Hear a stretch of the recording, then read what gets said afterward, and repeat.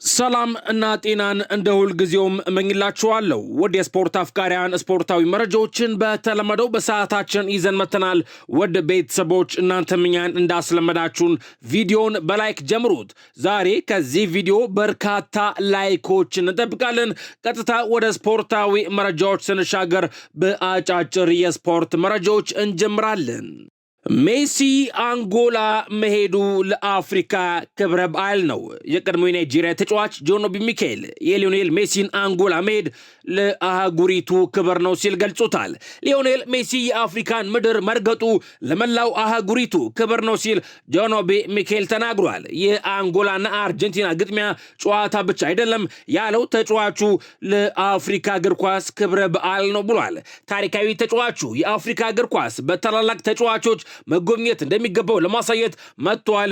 ይህ በአንጎላ ብቻ ሳይሆን በመላው አፍሪካ ታዳጊዎችን ያነሳሳል ሲል ጆን ኦቢ ሚካኤል ተናግሯል። አንጎላ ለምታከብረው የነጻነት በዓል ለአርጀንቲና ብሔራዊ ቡድን 12 ሚሊዮን ዩሮ በመክፈል በሀገሯ የወዳጅነት ጨዋታ ማድረጓ ይታወቃል ሲል ይሄን መረጃ ሞንዶ ዲፖርቲቮ ዘግቦታል። የኔይማር ክለብ የሆነው ሳንቶስ በብራዚል ሊግ ውስጥ በሁለተኛ ደረጃ ላይ የሚገኘውን ፓልሜራስን ካሸነፈ በኋላ እንደገና ከወራጅ ቀጠና ወጥቷል። ሊጉ ሊጠናቀቅ 5 ጨዋታዎች ብቻ ይቀሩታል ሲል ይሄንን መረጃ ሞንዶ ዲፖርቲቮ ዘግቦታል። ሊዮኔል ሜሲ ክርስቲያኖ ሮናልዶና ሉካ ሞድሪች የ2006 የዓለም ዋንጫን የተጫወቱና የ2026 የዓለም ዋንጫን ይጫወታሉ ተብለው የሚጠበቁ 3 ብቸኛ የእግር ኳስ ተጫዋቾች ናቸው ሲል ይሄንን መረጃ ደግሞ ስካይ ስፖርት ይፋ አድርጎታል። ሩበን አሞሪም ማርከስ ራሽፎርድን በሚቀጥሉ ዓመት በቡድን ውስጥ እንዲካተት አይፈልግም ሲል ይሄንን መረጃ ደግሞ ዘ አትሌቲክስ ይፋ አድርጎታል። ለፍላሚንጎ የሚጫወተው ሌዮ ፔሬራ ከኤደር ሚሊታኦ የቀድሞ ፍቅረኛ ካሮሊን ሊማ ጋር የፍቅር ግንኙነት ጀምሯል ተብሏል። እናም ለኤደር ሚሊታኦ ልጅ የእንጀራ አባት ሆኖ እየኖረ ይገኛል ተብሏል። የሪያል ማድሪዱ ተከላካይ ደግሞ የሌዮ ፔሬራን የቀድሞ ሚስት በማግባት ምላሽ ሰጥቷል። እናም አሁን ላይ የሌዮ ፔሬራን ልጆች የእንጀራ አባት ሆኖ እያኖረ ይገኛል ተብሏል። የሌዮ ፔሬራን ልጅ ሚሊታኦ ያሳድጋል፣ የሚሊታውን ልጅ ደግሞ ሌዮ ፔሬራ ያሳድጋል ሲል ይሄን መረጃ ማርካ ስፖርት ይፋ አድርጎታል።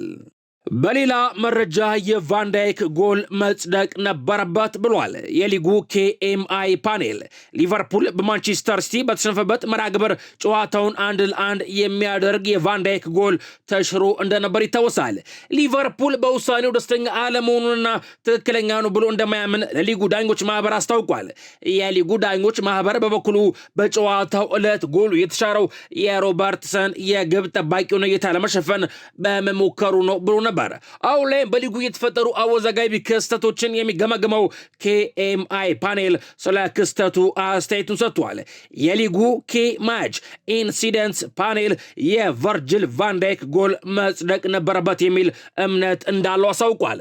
ኮሚቴው በመግለጫው አክሎም ከጨዋታ ውጪ የነበረው ሮበርትሰን የግብ ጠባቂው ዶናሩማን እይታ አለማስተጓጎሉን ገልጿል ሲል ይህንን መረጃ ስካይ ስፖርት ይፋ አድርጎታል።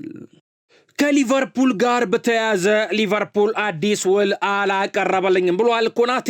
ፈረንሳዊ የሊቨርፑል የተከላካይ ስፍራ ተጫዋች ኢብራሂም ኮናቴ ውሉን ለማራዘም የሚያደርገው ንግግር ገና መቋጫ እንዳላገኘ ገልጿል። ብዙ ነገሮች ተጽፈው አይቻለው። ሊቨርፑል አዲስ ውል እንዳቀረበልኝ ተነግሯል፣ ነገር ግን ከየት እንዳመጡት አላውቅም፣ ሐሰት ነው ሲል ኮናቴ ተናግሯል። አክሎም ወኪሌ አሁንም ከሊቨርፑል ጋር በንግግር ላይ ነው የሚገኘው ሲል ኮናቴ አስተያየቱን ሰጥቷል። በቅርቡ ውሳኔን እንደ መወሰንና እንደ ማሳወቅ ተስፋ አድርጋለሁ ብሏል የሊቨርፑል ተከላካይ ኢብራሂም ኮናቴ። ቤተሰቦች ኢብራሂም ኮናቴ የኮንትራት ሁኔታው በዚህ የክረምት የዝውውር መስኮት ላይ ነፃ እንደሚሆን ይታወቃል። እናም ሪያል ማድሪዶች ተጫዋቹን የማስፈረም ፍላጎት እንዳላቸውም ይታወቃል።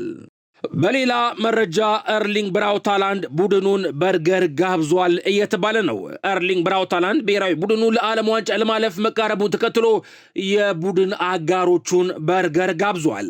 ኖርዌይ ኢስቶኒያን ማሸነፏን ተከትሎ ከ28 ዓመታት በኋላ ለመጀመሪያ ጊዜ ለዓለም ዋንጫ ለማለፍ ከጫፍ ደርሳለች።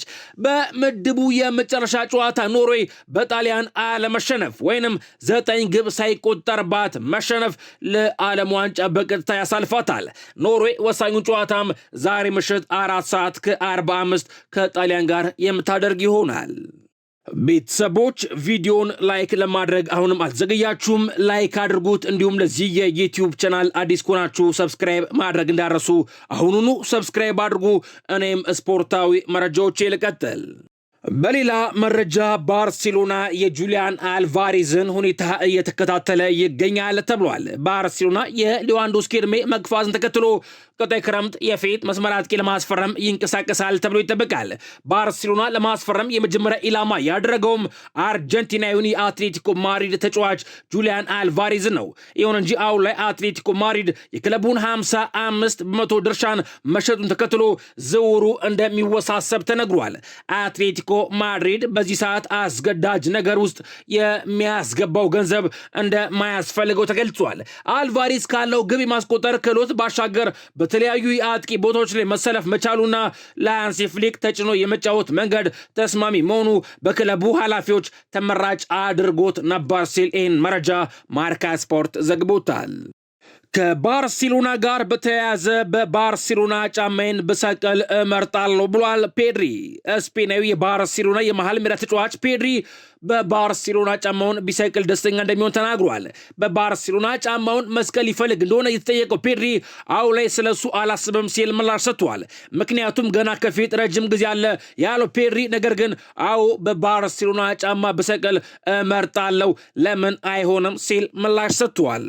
በሌላ መረጃ አርሰናል ወሳኝ ተጫዋቹ ጉዳት አጋጥሞታል እየተባለ ነው። ብራዚላዊ አርሰናል የኋላ መስመር ተጫዋች ጋብሪኤል ማጋሌስ ጉዳት አጋጥሞታል።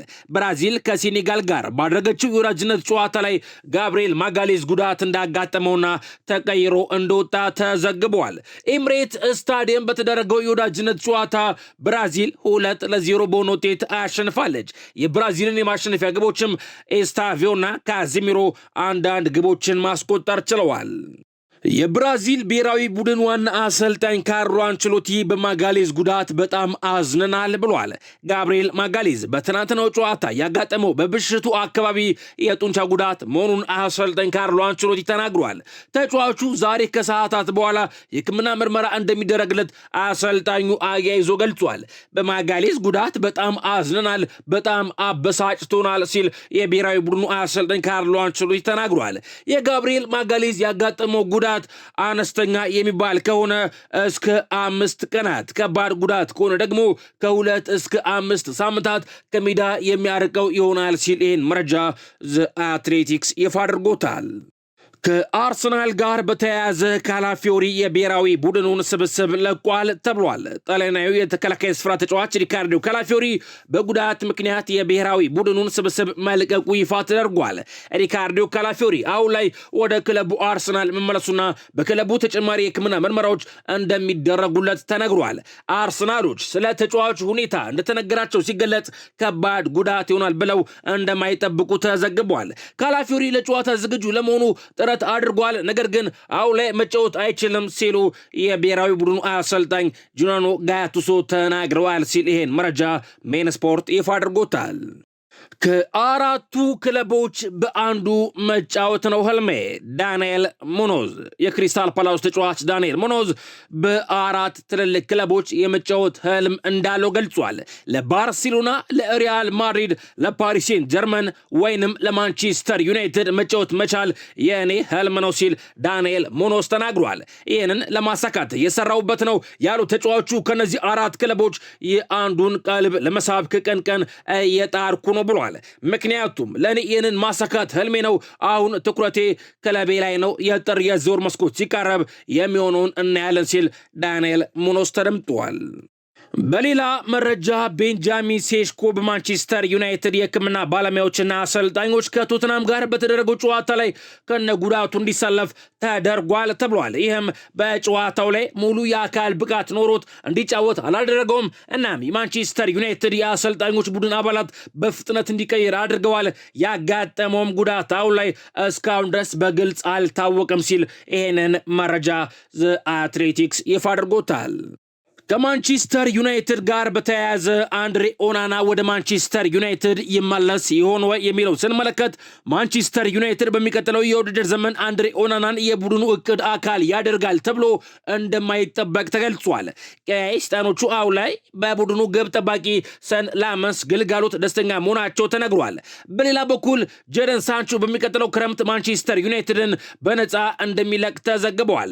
ባርሴሎና በበኩሉ ማርከስ ራሽፎርድን በቋሚ ስለ ማስፈረሙ ለመወሰን ጊዜ ወስዶ ማሰብ እንደሚፈልግ ተነግሯል። ባርሴሎና በማርከስ ራሽፎርድ ደስተኛ መሆኑ ሲገለጽ ቀጣይ ክረምት በቋሚነት ማንቸስተር ዩናይትድን እንደሚለቅ ይጠበቃል ሲል ይህን መረጃ ፋብሪዞ ሮማኖ ዘግቦታል።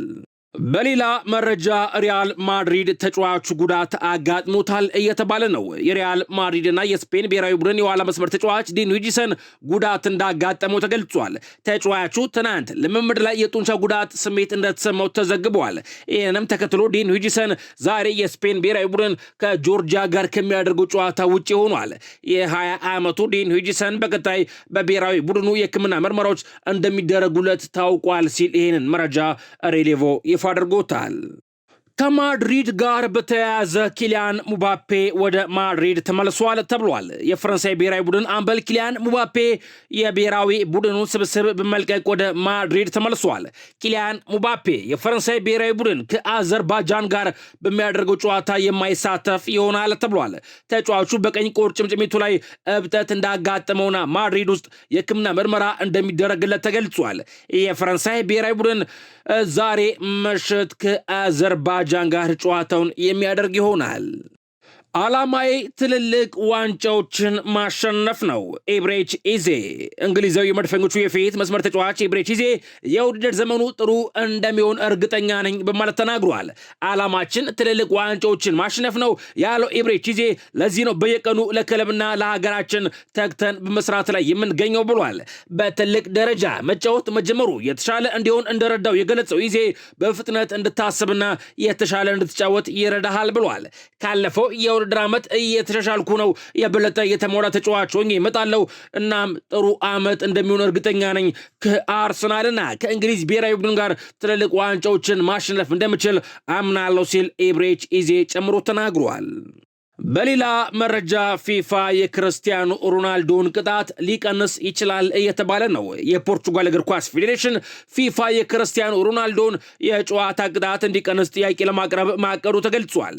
ፌዴሬሽኑ ፊፋ ክርስቲያኖ ሮናልዶን የመጨረሻውን ዝቅተኛ ቅጣት ብቻ እንዲቀጣ እንደሚጠይቅ የፖርቹጋል መገናኛ ብዙሃን ዘግበዋል።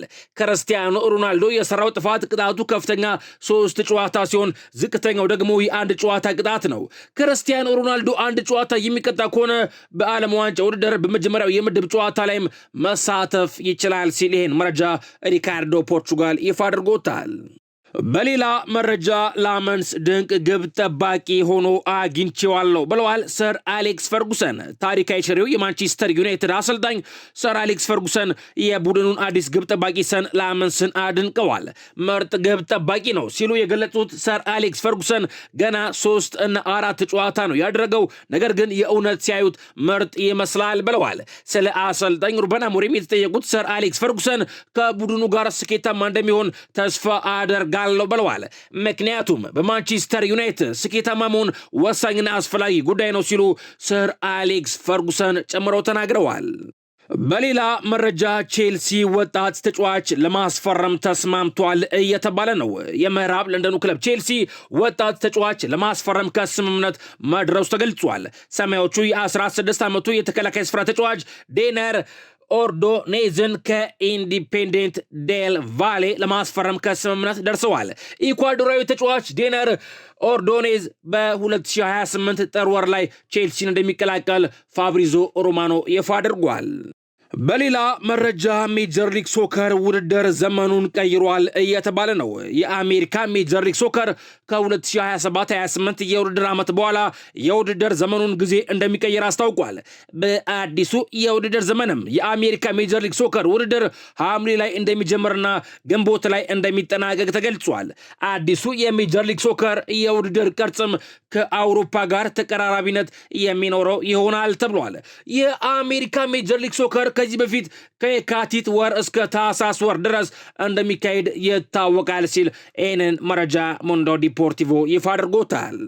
ለአፍሪካ የተሳታፊ ቁጥር መጨመር ያለበትም ጂናኖ ጋቱሶ የጣሊያን ብሔራዊ ቡድን አሰልጣኝ ጂናኖ ጋቱሶ አፍሪካ ተጨማሪ ዓለም ዋንጫ ውድድር ተሳትፎ ቦታን ማግኘቷን ተችቷል።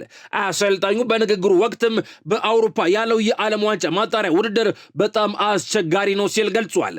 ከ1990 እስከ 1994 ሁለት የአፍሪካ ሀገራት ብቻ ነበሩ በዓለም ዋንጫ የሚሳተፉት ያሉት ጋቱሶ አሁን 9 ሆነዋል ሲሉ ትክክል አይደለም ብለዋል።